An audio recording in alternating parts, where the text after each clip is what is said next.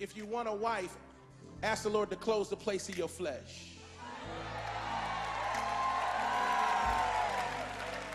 The prerequisite to getting a wife is having your flesh closed. The other side for any of my single sisters is, God, what is about, where, Lord, when am I going to be found, Jesus? I've been in here worshiping you, perfect in all of your ways, but I'm still single. Here's what the scripture says. He that finds a wife finds a good thing.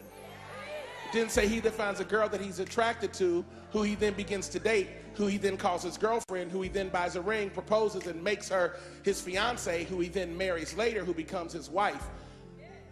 You're not a wife when I marry you, you're a wife when I find you. You become my wife when I marry you. But a wife is not the presence of a ring, it's the presence of your character.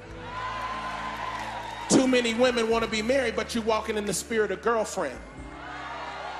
Ask the Lord to deliver you from that spirit and carry yourself like you're already taken. And I promise you, when you carry yourself like a wife, a husband will find you. But if you keep walking like a girlfriend, boys will play with you.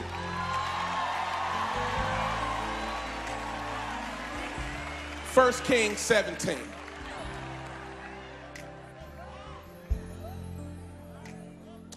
God created you to perpetuate his plan.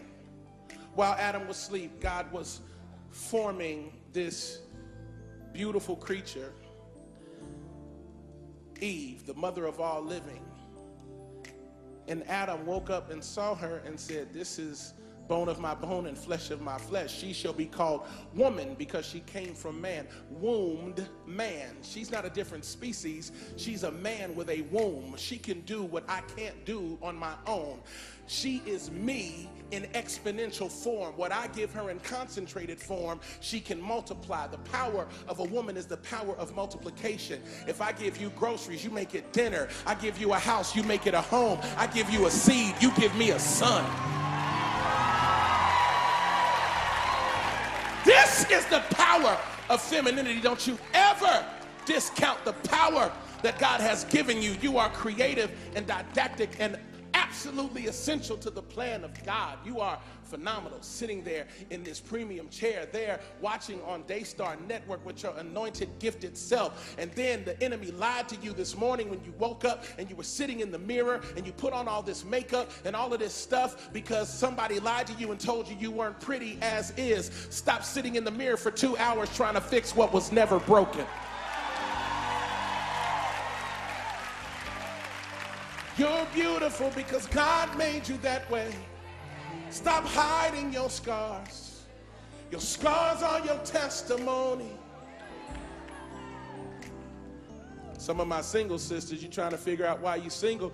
He's looking for somebody that's the actual you, not the projected you. Take some of that stuff off. I promise you, not only will he find you, but you'll find yourself. Because you are beautiful. God created you that way. Some of y'all like, I would, amen, but I just bought some makeup at MAC, so I'll shout on that one in about a week. I just got my hair done. Just got my hair done, Jesus. Can't even scratch it, Jesus. Some of my white sisters like, what is that? I don't understand. I don't understand. Ask a sister. They tell you they can't scratch it once they get it done. They sleep standing up. They for 2 weeks.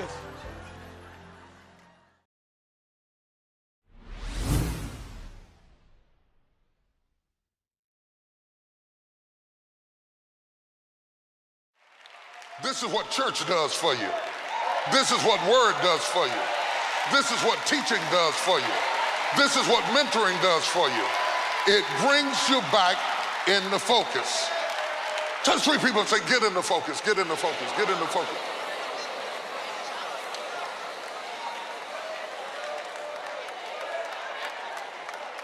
I want to work this thing this morning. I want to work this thing this morning. I want to work this. Love you, Daddy. Motivation at your fingertips.